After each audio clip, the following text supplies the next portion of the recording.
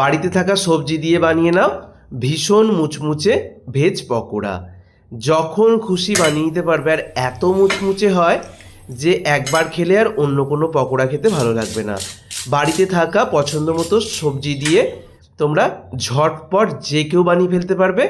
বৃষ্টির দিনে হোক বা যে কোনো দিনে যখন ইচ্ছা এই পকোড়া কিন্তু বাড়ির সবার মন জয় করে নেবে।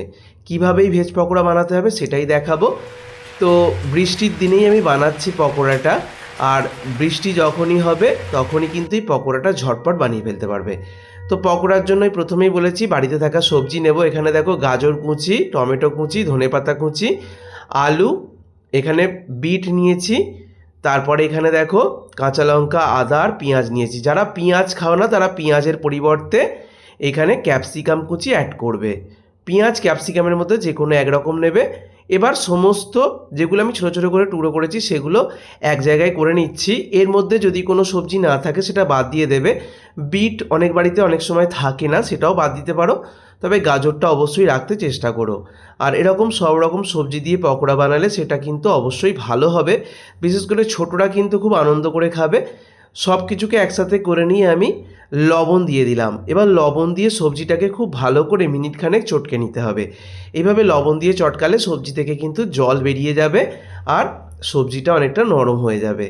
তো আমি দেখিয়ে দিচ্ছি, দেখো এরকম হাতের মধ্যে নিয়ে প্রেসার দিলে দেখো অনেকটা জল বেরিয়ে যাচ্ছে। লবণ দিয়ে মিনিটখানেক করলেই এটা হয়ে যাবে।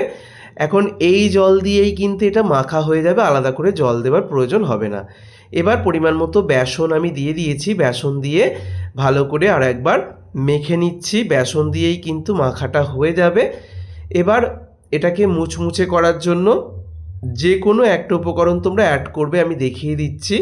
সবার বাড়িতে যেহেতু ময়দা থাকে আমি 2 চামচ ময়দা দিচ্ছি, তবে যদি কর্নফ্লাওয়ার থাকে এখানে 2 চামচ কর্নফ্লাওয়ার দিলে আরও বেশি মুচমুচে হয়। একটু কাশ্মীরি লাল লঙ্কার গুঁড়ো, কালো জিরে দিয়ে দিচ্ছি, ম্যাগি মশলা, এটা বাড়িতে তৈরি করা ম্যাগি মশলা। ম্যাগি মশলার রেসিপি আমি কিছুদিন আগে শেয়ার করেছি, রেসিপির লিঙ্ক আমি ইউটিউবে ডেসক্রিপশন বক্সে দিয়ে দেবো। জিরে গুঁড়ো দিয়েছি, সামান্য একটু হলুদ গুঁড়ো আর সামান্য আরও একটু লবণ দিলাম। আর এখানে আমি চাট মশলা দিয়ে দিয়েছি। সব কিছুকে একসাথে ভালো করে এবার মেখে নেব। আগেই বলেছি সবজিটাকে আমি লবণ দিয়ে চটকে নেবার পর যে জলটা বেরিয়েছে সেটা দিয়েই কিন্তু এটা মাখা হয়ে গেছে। একদম চটজলদি রেসিপি। যে সবজিগুলো দেখিয়েছি সেগুলো সবার বাড়িতেই মোটামুটি থাকে। কোনো সবজি যদি বাদ থাকে বা না থাকে সেটাও বাদ দেওয়া যাবে। তেলটাকে ভালো করে গরম করে নিয়ে গ্যাসের ফ্লেমটাকে মিডিয়ামে করে দিয়ে এবার পকোড়ার শেপে দিয়ে দিচ্ছি।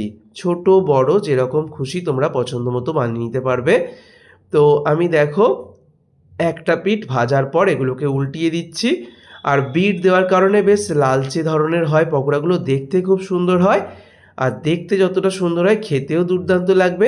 যেহেতু বিভিন্ন রকম সবজি দেওয়া রয়েছে, ছোটরা কিন্তু ভীষণ আনন্দ করে খাবে আর বাড়ির বড়দেরও ভীষণ ভালো লাগবে। আর ভীষণ মুচমুচে হয় যেহেতু আমি এখানে ময়দা অ্যাড করেছি। আর যদি কর্নফ্লাওয়ার দাও তাহলে কিন্তু আরও বেশি মুচমুচে হয়। তো আমি দেখো এখানে প্রথম ব্যাচের পকোড়াগুলো ভাজা হয়ে গেছে। আমি ভালো করে তেল ঝরিয়ে পকোড়াগুলো তুলে নিচ্ছি। দেখে আশা করছি বুঝতেই পারছো এগুলো কতটা মুচমুচে হয়েছে, আমি তোমাদেরকে দেখিয়ে দেব। তো দেখো পকোড়া ভাজার পর আমি দেখিয়ে দিচ্ছি, একটা কাঁটা চামচ দিয়ে দেখিয়ে দিচ্ছি পকোড়াগুলো কতটা পরিমাণ মুচমুচে হয়েছে। আওয়াজ শুনে আশা করছি তোমরা বুঝতে পারবে।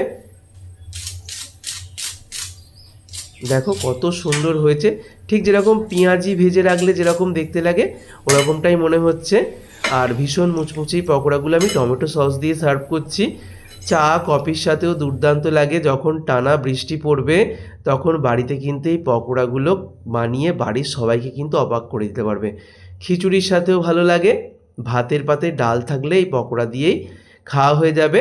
সব রকম যেহেতু সবজি রয়েছে এটা কিন্তু বেশ হেলদিও হবে, তবে সেক্ষেত্রে কম তেলে তোমাদেরকে পকোড়াগুলো ভাজতে হবে।